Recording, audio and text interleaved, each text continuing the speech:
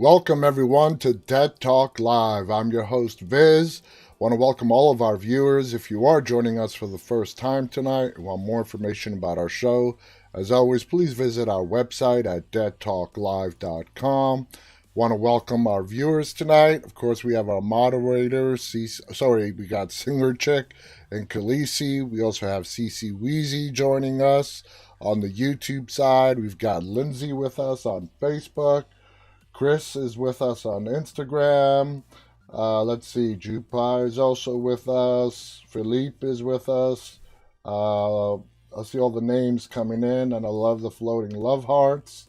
Welcome to everybody on Instagram. Welcome to everybody on YouTube, Instagram, Facebook, Twitch, and Twitter. I hope you're all enjoying your evening or the morning, wherever you're located.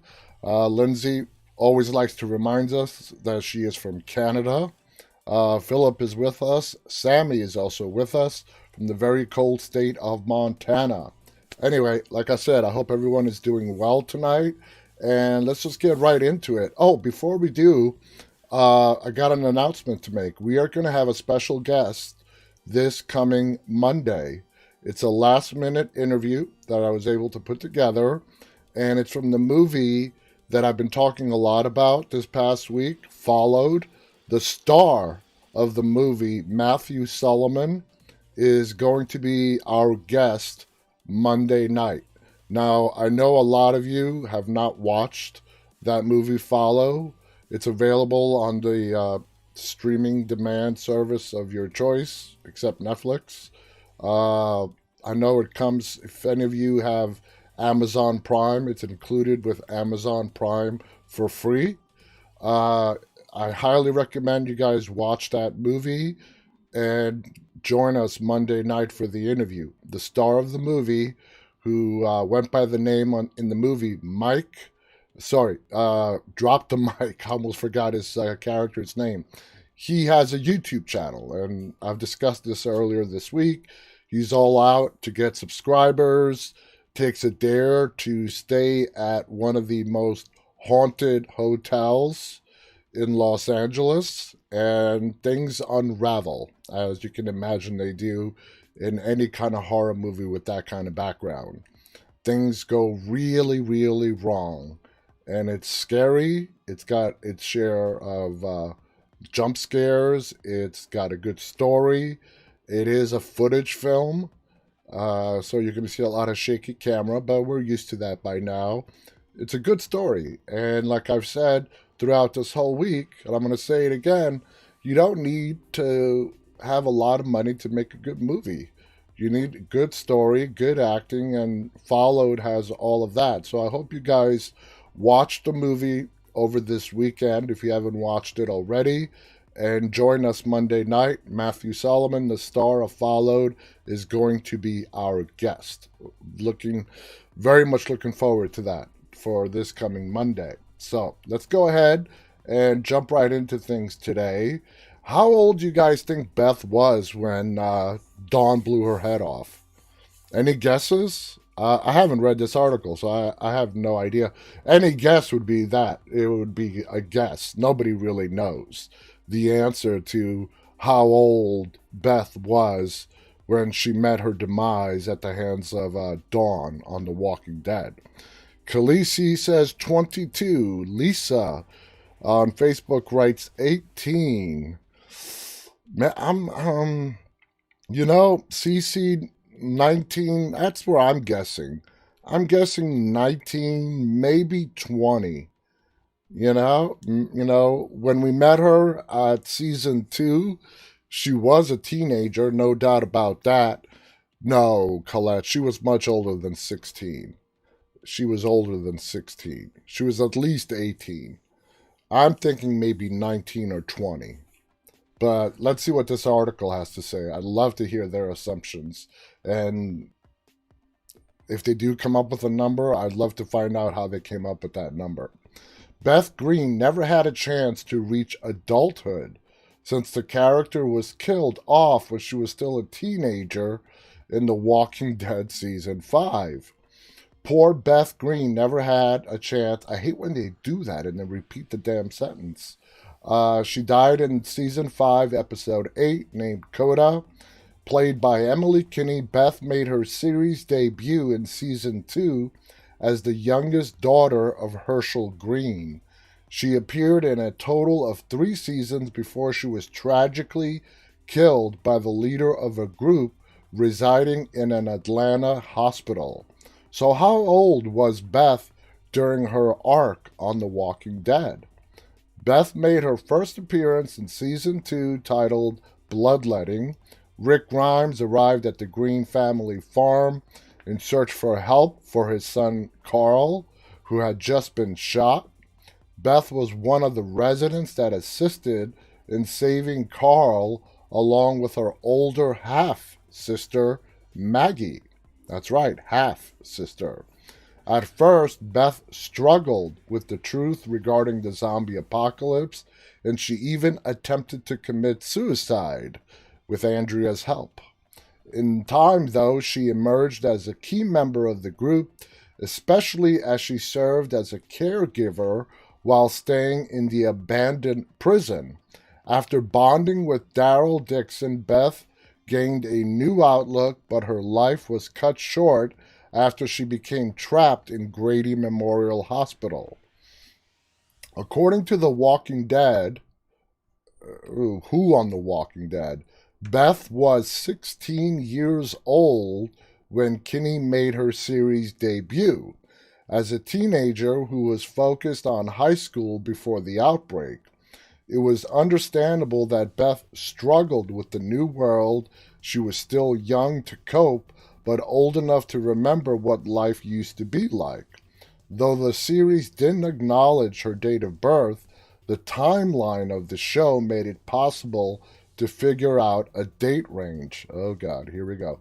Based on the fact that season 2 was set to take place in October 2010, it would be plausible to track Beth's birthday to somewhere between late 1993 to mid 1994. You guys buying this? Are you buying this? Alright, let's continue. Beth was 17 years old when she died in The Walking Dead Season 5. So only a year passed from when we met her. The whole governor, prison, all the crap they went through in seasons 3, 4, and when she finally died. You're telling me that a year, only 1 year passed. In season 3, the timeline of The Walking Dead shifted to June 2011 after some time had passed. June. I would love to find out how they got that month from. Walkers had infiltrated the Green family farm, overrunning the property, which in turn forced the survivors to scatter. Once they reunited, Rick led them around the area until they wound up in an abandoned prison nearby. During the time Rick's group lived in the prison, Beth was 17. Even though only a short time came and went, she was forced to grow up fast. Not only did she become one of the primary caregivers to baby Judith, she also witnessed the death of her father, which took place in season 4. Beth was kidnapped by the police force in charge of Grady Memorial Hospital, heading into the events of The Walking Dead Season 5. While being kept against her will, she struck up a friendship with a fellow hostage who we know as Noah. When Carol Peltier was taken to the hospital after a botched rescue attempt, the rest of the survivors, led by Rick and Daryl, tried to bargain for Beth's release. The exchange almost went through without a hitch, but after Noah was denied permission to leave, Beth attacked the hospital leader, Dawn. Not a very smart move. The police officer was shocked at being stabbed in the shoulder by Beth and shot her in the head on reflex, killing her instantly. The episode was set in late 2011, presumably December. They're just pulling months and dates out of their ass, which would bring Beth's age to the later months of 17.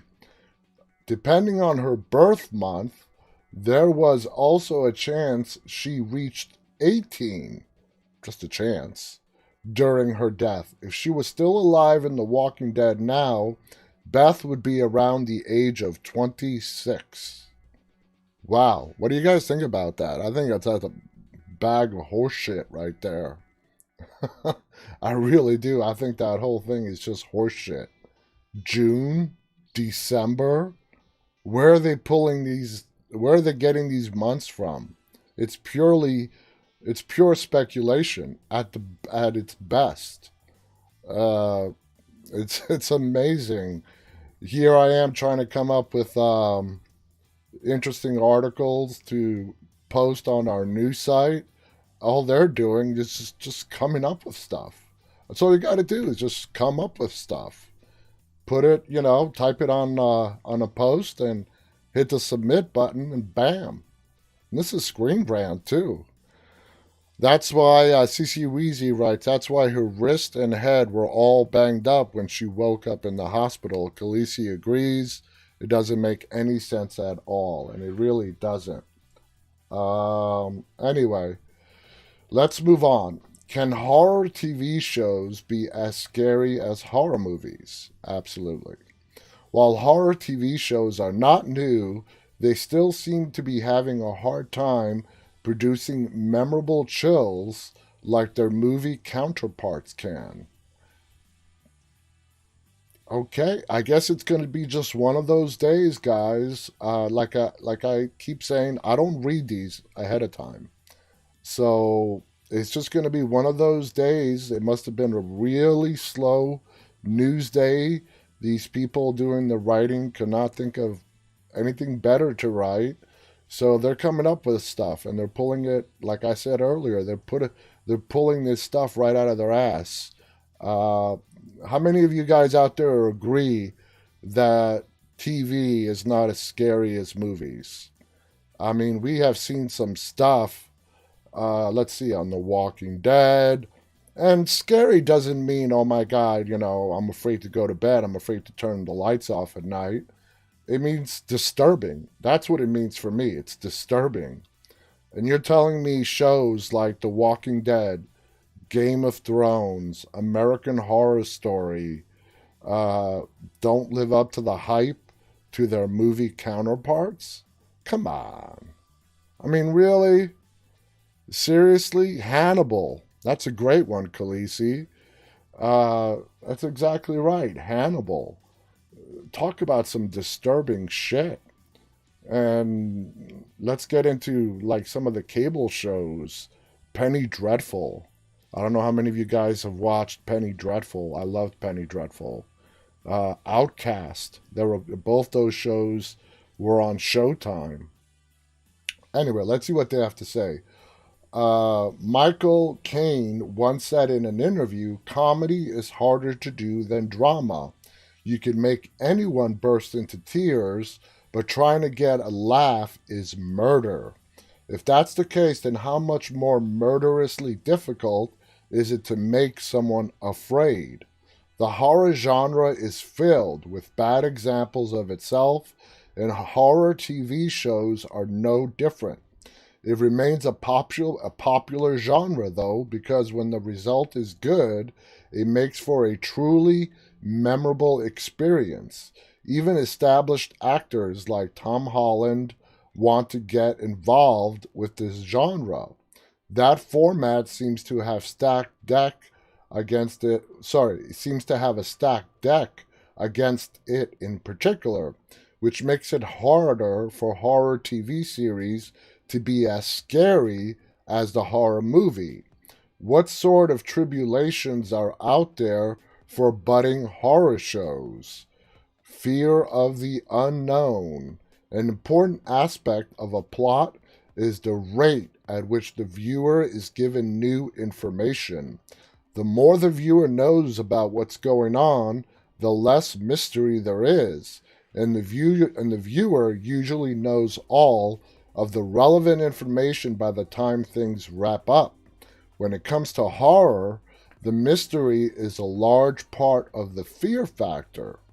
Just as people can be afraid of the dark because they don't know what's lurking in it, the horror genre makes use of the lack of information to scare the viewer. It's why the monster or killer isn't revealed until the very end. That is all well and good with a horror movie, but a horror show? By the end of the first season, the viewers need something to work with. How does the show balance this need to reveal information about the evil entity while also leaving enough mystery to keep things fresh for a next season? Reveal too little, too late, and the viewers will wonder why they're even sticking around for.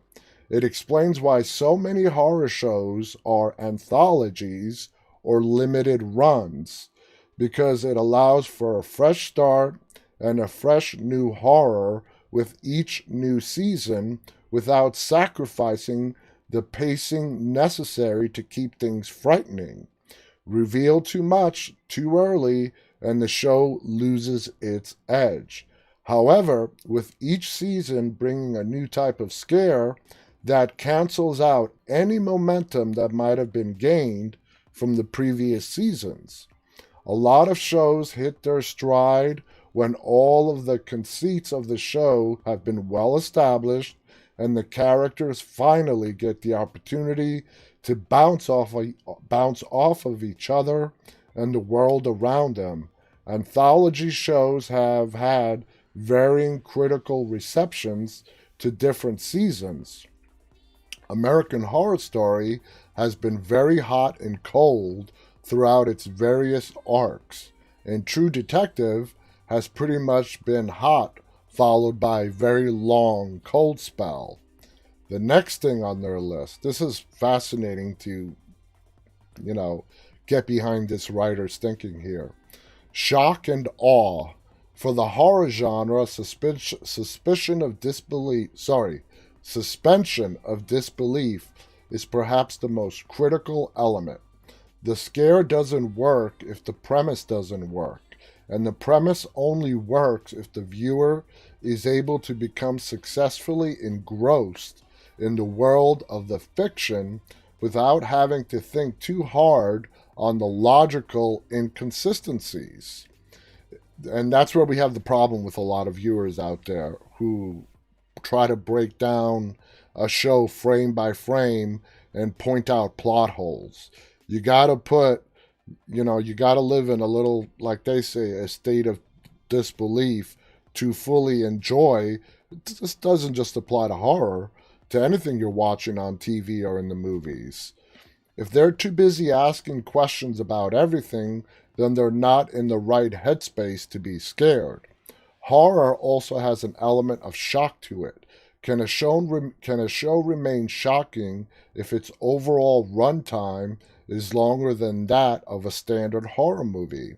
That gives viewers enough time to not only become used to the going-ons of the show, but if the episodes are debuted weekly, this also gives viewers more time to mentally unpack everything that is happening. With more time to think on the show, any plot elements can be deconstructed, the suspension of disbelief may start to falter, and the shock factor may dissipate.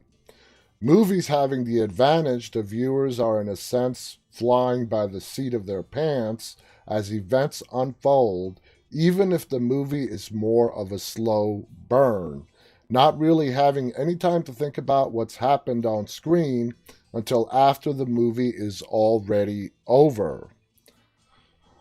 Oh boy. Let's see. This is one more. I think this is the last topic. I'm getting bored of this article. On the chopping block, if a horror show opts not to go the anthology route, it has yet another issue to grapple with. What to do with its main cast? Well, you start killing them off and replace them. When it comes to horror, the characters almost invariably find themselves in mortal danger. It helps to have a solid cast of characters for viewers to become attached to, like with the miniseries The Stands, Trash Can Man. But the anxiety about their well-being can be blunted if they seem to be too impervious to the dangers they face each episode. I don't think that's a problem our characters on The Walking Dead have to face. How do the showrunners straddle the need to have engaging characters viewers will like while also making them feel appropriately squeamish?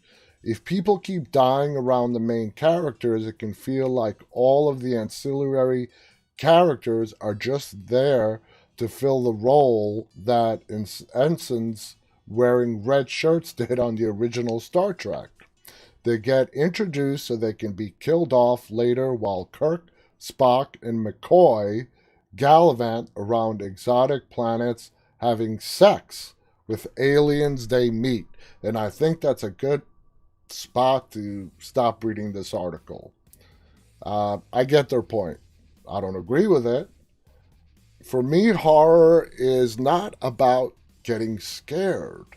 For me, horror, and please, if you disagree with it, feel free to speak up.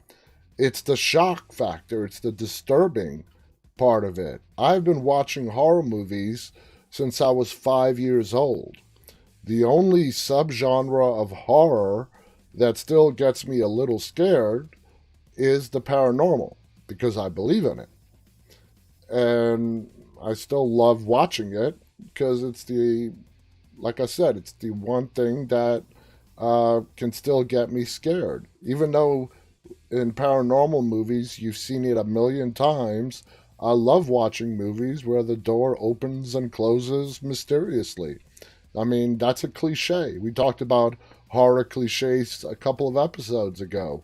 Yeah, the doors opening and closing, the knocks and bangs on the walls, the disembodied voices.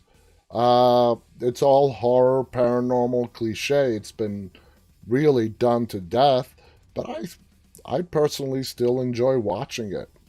It makes it fun for me. It gives me entertainment. But when it comes to horror, it's about the disturbing factor. You know, that's why I really put Game of Thrones in. If I had to pick a category, a lot of people call Game of Thrones a drama. I put it into like the horror category more than I would drama. It's like a horror drama, just like The Walking Dead. I mean, I think Game of Thrones and The Walking Dead are more similar than people realize. They're about the characters. In The Walking Dead, it's the dangers that they face day in and day out from the dead all around them, even though the biggest dangers come from the living. Not that different on Game of Thrones. You got to watch your back because everyone's out to kill you or backstab you. And we have seen some pretty disturbing stuff on both shows. Of course, on The Walking Dead, it was the death of Abraham and Glenn. That's probably number one on everyone's list. On Game of Thrones, there's a lot on the list. The red, I don't know how many Game of Thrones viewers we have watching. You know, the Red Wedding, seeing a pregnant woman purposely get stabbed in the stomach before she's actually killed. I mean, how fucked up is that? Excuse my language, but how fucked up is that to go up to, you know, you can assassinate these people, but you go up to a pregnant woman and you stab her repeatedly in her belly to let her know that her baby is dead before killing her. That's just freaking messed up. So, yeah, to me, that's horror. To me, that is disturbing. Colette writes that was horrible. Khaleesi writes the red wedding, purple wedding. It was a screwed up wedding, any way you look at it.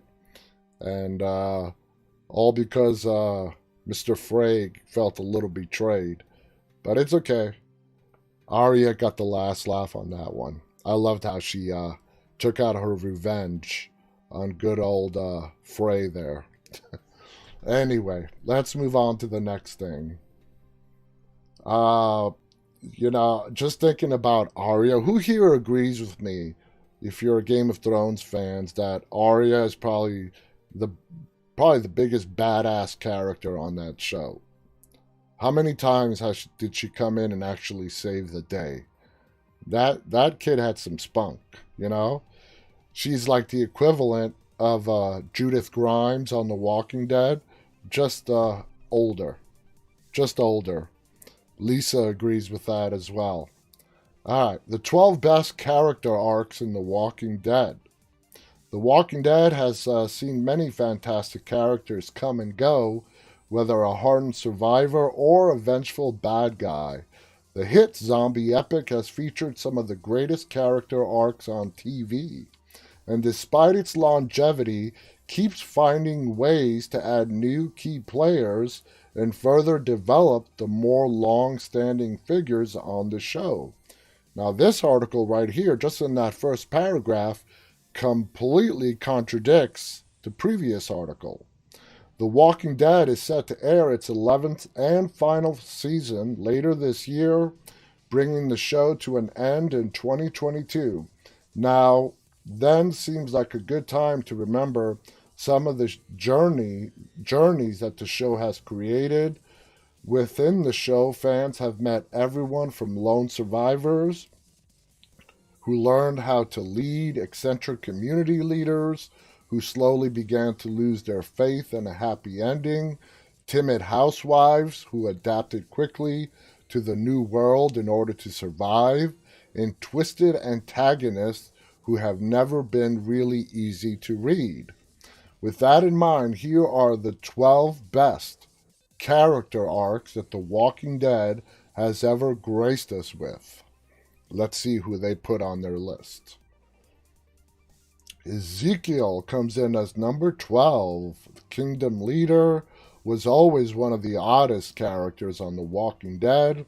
He spoke as if he lived in a Shakespeare play and called himself king, leading his close-knit community as if it were a medieval village. Under the eccentricities, though, there proved to be a normal man deeply changed by the new world. Ezekiel was jovial, a great leader and motivator who formed a bond with Carol and refused to see the world in an overly negative, pessimistic way. During the war against Negan, his confidence began to waver, and he slipped into depression until Carol and Rick came along and brought him back to reality. The reason why he slipped into that depression is because in a matter of a few seconds, he lost his entire army. Very soon after, he gave his "Yet I Smile" speech. That famous speech that did not end so well for him. Number 11, Aaron. I love Aaron's character arc. I mean, just look at him in this picture and then remember what he looked like when we first met him. He looked like a preppy boy, right in the middle of the zombie apocalypse. You know, khakis, button-up shirt, clean-shaven, ready to go to prep school. He was a preppy. Look at him now. And that's a bona fide badass that we see right there on the screen. One of The Walking Dead's most underrated main characters, Aaron came into the show during its 5th season, unprepared for the harsh reality of life outside his community, Alexandria, and as of yet unbent and unbroken by the world around him.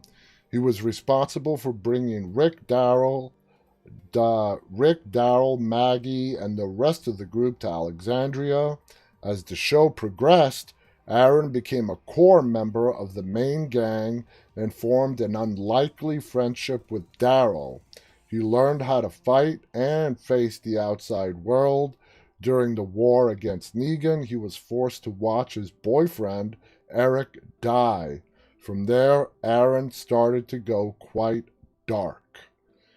Yeah, and I think his character arc, as this show progresses, it's going to continue to get darker and darker for Aaron.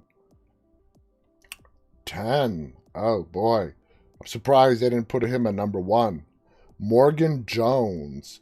Though it's fair to say that Morgan Jones had his arc milked half to death over his sporadic tenure on The Walking Dead, there's no denying at its core his was a deep and complex story.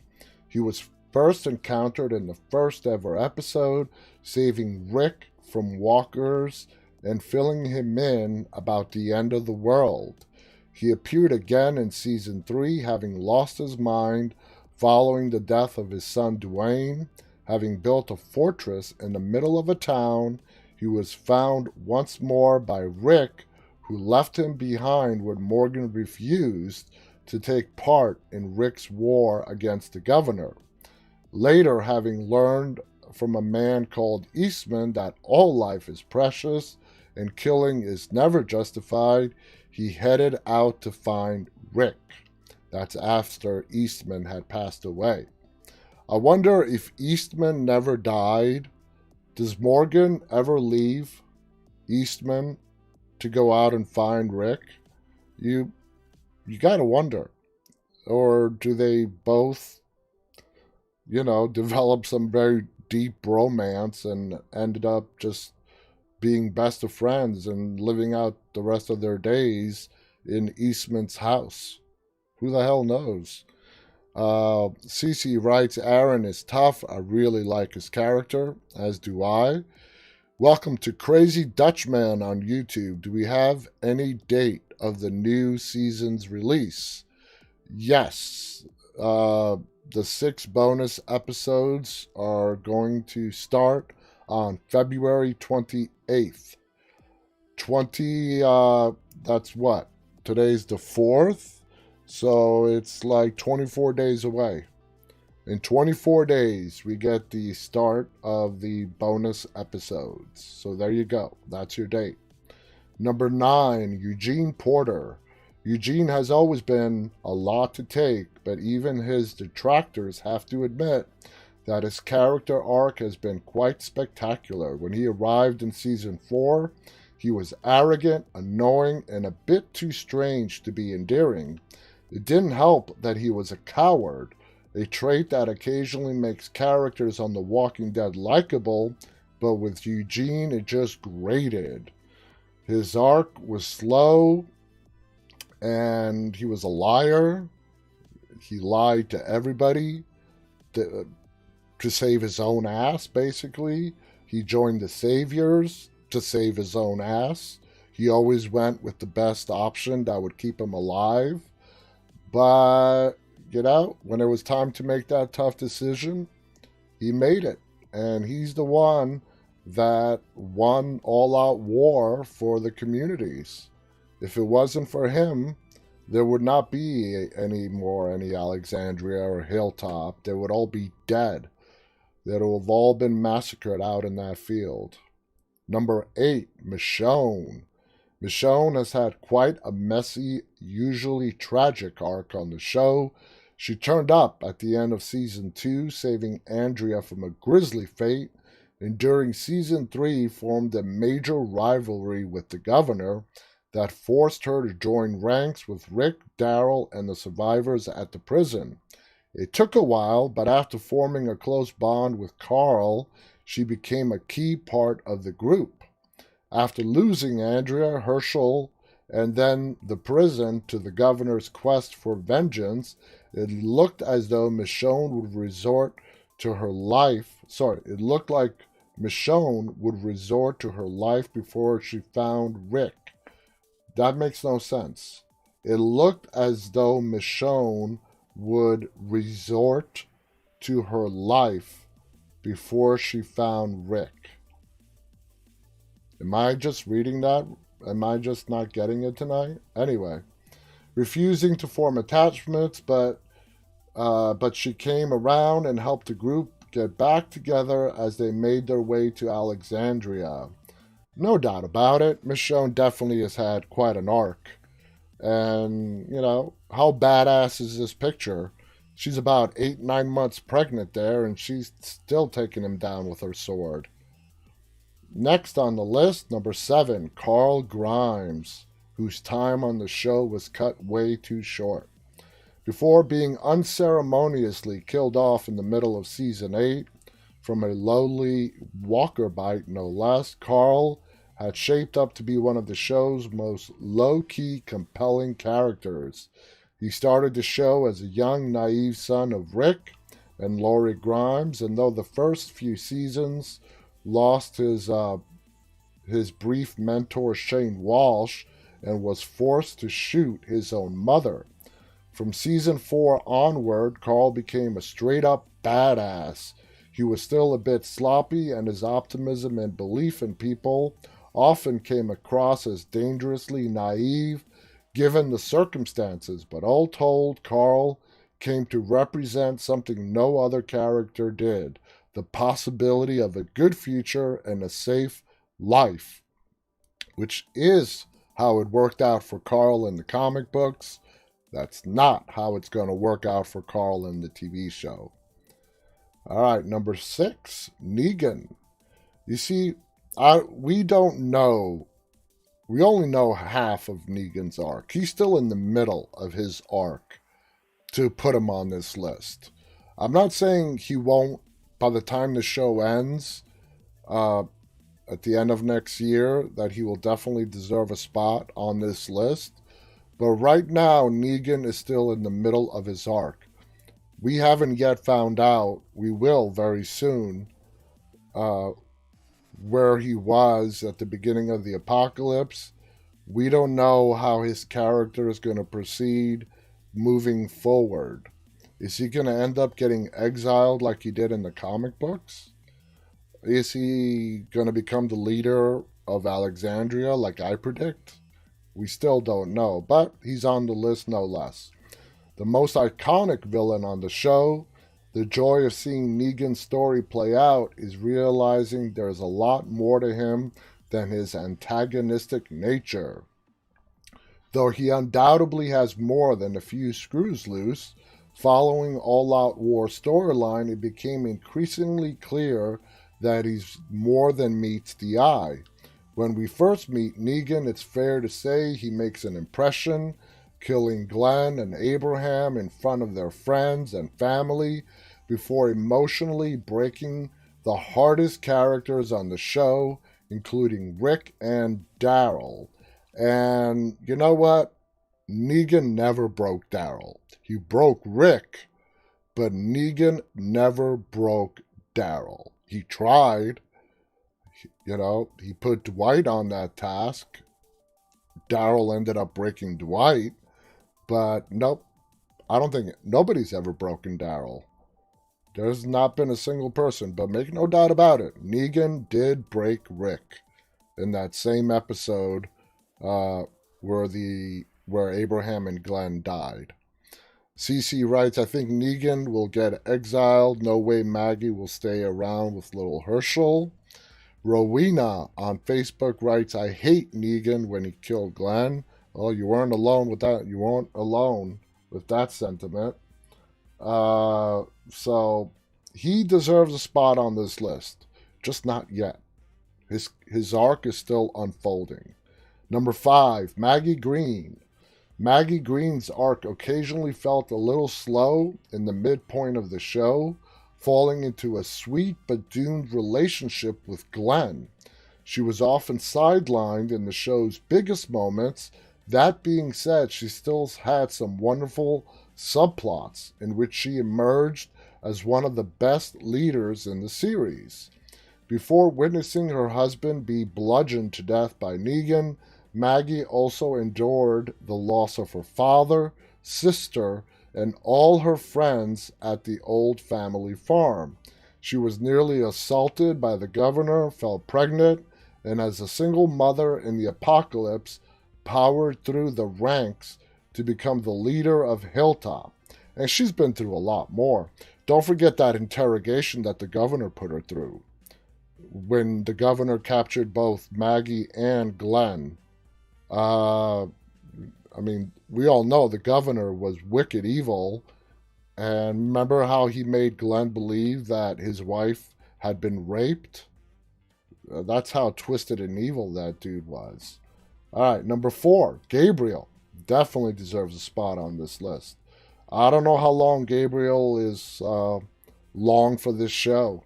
He might make it all the way to the end.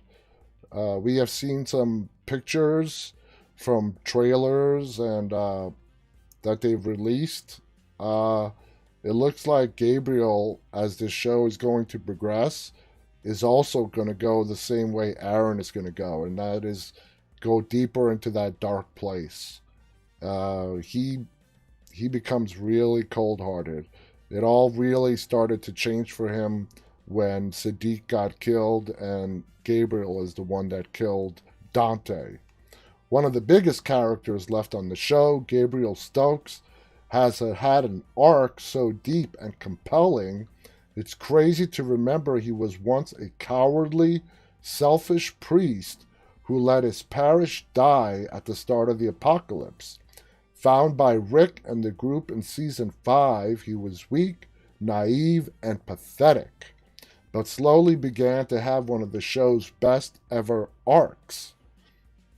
As the show wore on after his introduction, he betrayed and reconciled with Rick, questioned his faith, lost his sight, and proved his worth by protecting Judith during the Walker invasion of Alexandria in Season 6. During the war with Negan, he formed an interesting relationship with the Savior's leader, and after the war became a key figure in the leadership of Alexandria as he became head of the council. All right, we're getting to the top. All right, number 3, Rick Grimes. Who do you think is going to be number 1? It's either going to be Carol or Daryl. Carol and Daryl are 2 and 1, I guarantee you. Number 2 and 1, I don't know who's going to be 1, I don't know who's going to be number 2, but I think it's definitely going to be, Daryl and Carol. Cece writes, it was a scene in Season 8 where it showed Gabriel comic death when Rick had convinced the garbage people to join him and they went to the sanctuary. It was a guy hanging from a tower dressed like Gabe. Oh, I remember that. That's when Rick and the scavengers go to the sanctuary because Rick had told them he had them surrounded. And that's when Rick found out that they had escaped. The main man himself. In a lot of ways, Rick Grimes has had the most conventional character arc on the show, but that doesn't make it any less impressive. He started the show waking from a coma, unaware of what's happened and desperate to find his family. He was moral, clean cut, and hopeful. After finding his family, though, this began to change. His best friend Shane began to slip into madness. Rick started to question his relationships and his moral code, which ended in him killing Shane. Later, Lori died, giving birth to Shane's baby, and Rick became unhinged. Though he eventually came back from the brink, these events forever changed him. And I think one of the biggest changes Rick Grimes went through in his arc is Terminus. Terminus was not a very long story, them actually being at Terminus. It took up a whole half season, them getting to Terminus, but once they got there, and the downfall of Terminus and the downfall of Gareth soon after, that was a huge pivot moment for Rick. It really made him, any kind of moral code he had, that's when it left. Not when he killed Shane. It's when he saw what people were capable of doing at Terminus. That's what killed any last of morality that Rick Grimes had. Many of his leadership decisions did not pay off, but he still kept the group together through their planes, and after battling the governor, being kidnapped by cannibals, and losing faith and trust in humanity, he managed to stop himself from completely cracking under the pressure of the new world and brought numerous communities together for a more peaceful future. And he did that to honor his dead son, because that's what Carl wanted him to do in the infamous Carl Grimes letters. Okay, I called it. Number 2, Carol. That means Daryl is going to be number 1. And if it's anybody else, it's going to shock the shit out of me. If you were to look up the word tragic in the dictionary, chances are you are going to find a picture of Carol. At first, Carol seemed to be the ultimate background character, an abused woman who was far from ready for the threats the new world posed. After the death of her husband, she lost her daughter Sophia and began to toughen up, forming a sweet, everlasting bond with Daryl Dixon. She started to do whatever was necessary for the survival of herself and her friends. She bottled up her feelings, took bold actions to stop impending disaster at the prison. They're talking about her murdering Karen, and eventually found herself exiled from the group. When she reconciled with them, Carol was more capable and badass than ever. Over the next few seasons, her bond with Daryl grew stronger, but she began to question herself and ran away from the group. And now here we are, in between seasons 10 and 11, and there are big question marks in regards to the relationship between Carol and Daryl.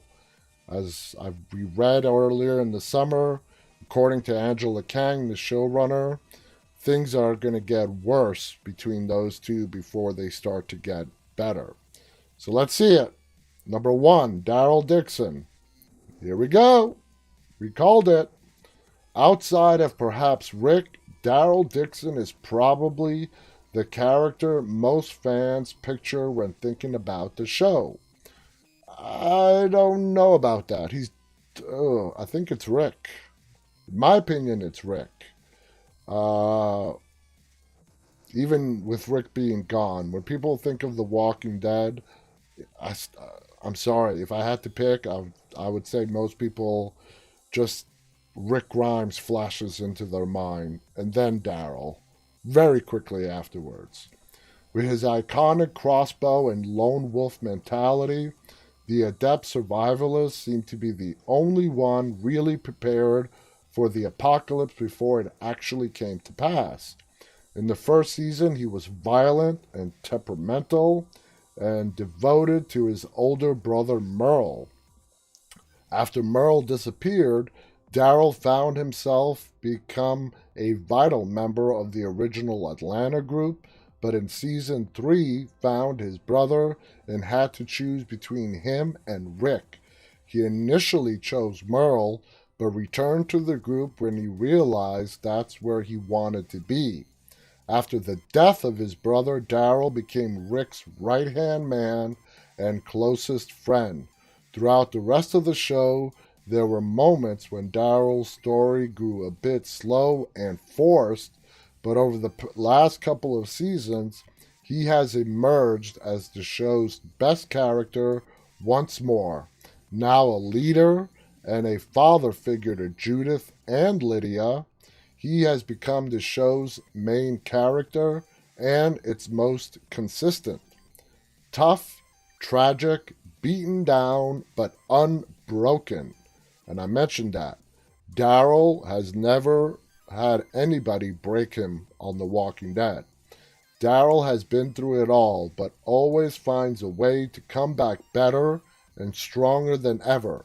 It doesn't get any better than that. And that was actually quite an enjoyable list. I enjoyed reading that. That was actually a lot of fun. My only qualms was with Negan. He deserves a spot. He will have a spot on that list, but we have not even halfway through Negan's arc to really find out where he's going to go, and we still don't have a clue as to how he came to be. But we're going to find that out very soon. Anyway, in the little bit of time that we have left, we're going to be talking about ghost hunting movies today. More accurately, documentaries. I want to kind of move away from the movie bit for a way, and let's talk about some quote-unquote real documentaries. So I found this list on Watch Mojo. Watch Mojo really has some good stuff on their YouTube channel. You guys, if you haven't checked them out, you should check them out. They put together a list of some of the top paranormal documentaries. We are talking about ghost hunting. I was reading your chats shortly before I went live. And Singer Chick, I saw the comment that you wrote that you actually did a bit of ghost hunting in the past. That is not something I want to do. I fully believe in the paranormal, but I don't want to experience it. It's not something I need to see or feel to believe. With that said, let's go ahead and check out this Watch Mojo video, which will come up right now. Even if you don't believe in the paranormal, there's no denying that these programs are highly entertaining. So, did you hear it? Yeah. Welcome to WatchMojo.com, and today we're counting down our picks for the top 10 scariest paranormal documentary shows. Before we begin, we publish new videos every day, so be sure to subscribe for more great content. For this list, we're looking at the scariest shows regarding the paranormal, which can include anything from aliens to ghosts to unexplained phenomena.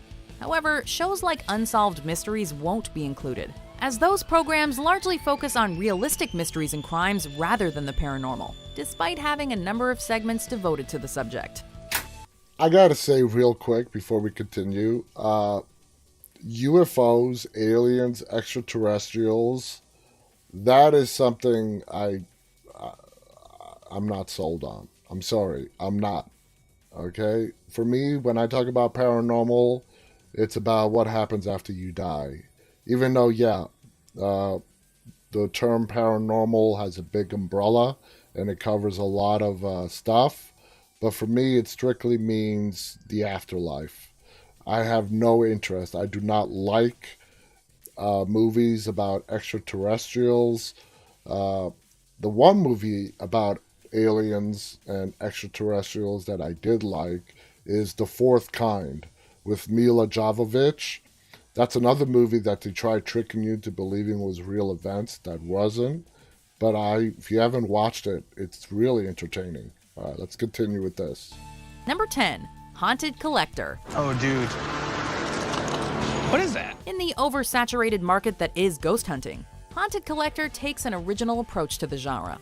Like most ghost shows, Haunted Collector follows a demonologist, John Saffis and his family, as they investigate supposed haunted locations.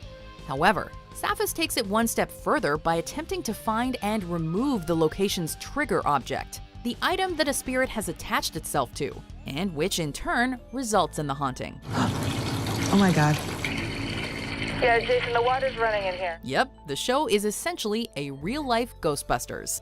Sure, it's a little odd seeing Zaffis talking to a lamp or another inanimate object, but at least it puts a fresh twist on the tired ghost hunting formula. Do I think it's paranormal? I wouldn't jump to that conclusion. Number 9, Paranormal Lockdown. Paranormal Lockdown is hosted by two veterans of the paranormal field, Ghost Adventures' Nick Groff and Paranormal State's Katrina Weidman. Despite their somewhat awkward chemistry, their experience makes for an informed and professional dynamic, as they tend to take a more thoughtful approach to their evidence rather than freaking out at the slightest provocation. Are you attacking people? Instead of one single night, the two spend 72 hours confined Nick to a was location, part of the original and their lengthy confinement often Ghost results in Adventures numerous pieces crew. of evidence, I don't know how however many of you slight or guys dramatic, and watched often Ghost Adventures in broad daylight. with Paranormal Zach Lockdown Baggins. is a raw, realistic, Nick and was less part of flashy the approach to original ghost crew. hunting television. He left the group to go off and do his own thing. Number 8, Paranormal State. She's had a spirit tell her to cut herself. Something in the bathroom. While most ghost shows follow professional paranormal investigators, Paranormal State centers around a university club called the Pennsylvania State University Paranormal Research Society.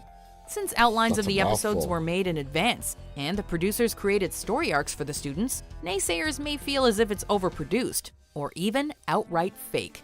However, regardless of your opinion on its authenticity and flair for the dramatic, there's no denying that there are numerous entertaining scares to be found. Just don't take it too seriously, and you may walk away a little unnerved. What the hell was that? What happened, Ray? Something just moved right next to me. Number 7. Most Haunted. If you want us to leave, then say get out. Maybe that was Get Out. Most Haunted is undeniably one of the most popular and certainly one of the longest-running paranormal shows on television. It is. It follows a team of investigators led by Yvette Fielding as they explore various haunted locations throughout Europe.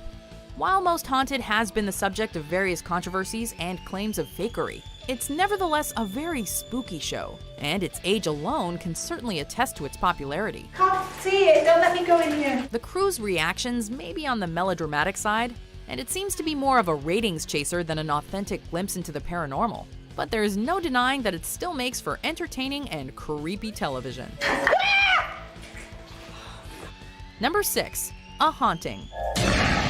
This has been on forever. A Haunting is unlike the other shows of its kind, as it's more documentary than investigative. It tells the stories of various people who were seemingly afflicted by paranormal phenomena, and has dramatic reenactments play over commentary from witnesses.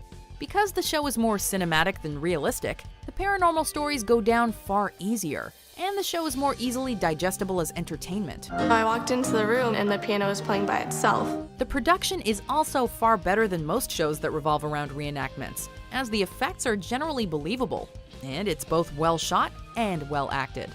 Despite possible reservations regarding the stories, A Haunting is nevertheless a terrifying glimpse into the unknown. Number 5. Destination Truth. Listen, buddy, I got 2 words for you. Haunted forest. Hello? Destination Truth followed All right, paranormal we're not researcher... gonna have time to finish this list. God, it's so sad. I've watched each and every one of those shows. Like I said, I love the topic. I love the field. I love watching it. You know, I have some questions. I know it's not all real. And you have the ones out there, the ghost hunters, that are really melodramatic. They're really good at it. They all have their own style. At the end of the day, though, you got to make up your own mind, especially when it comes to these TV shows. These TV shows are there because they're popular. And it used to be here on a channel called Destination America, and they've all moved to its sister station, and all these shows are on the Travel Channel in the United States right now. So if you're looking for paranormal stuff, just head on over to the Travel Channel. Anyway, guys, we're out of time for tonight. Thank you so much. You guys are awesome as always. Visit us at deadtalklive.com. Don't forget to subscribe to our YouTube channel, which is called Dead Talk Live. I will be back on the air again tomorrow. A pleasure as always. And until tomorrow night, guys, remember, stay walking. Good night.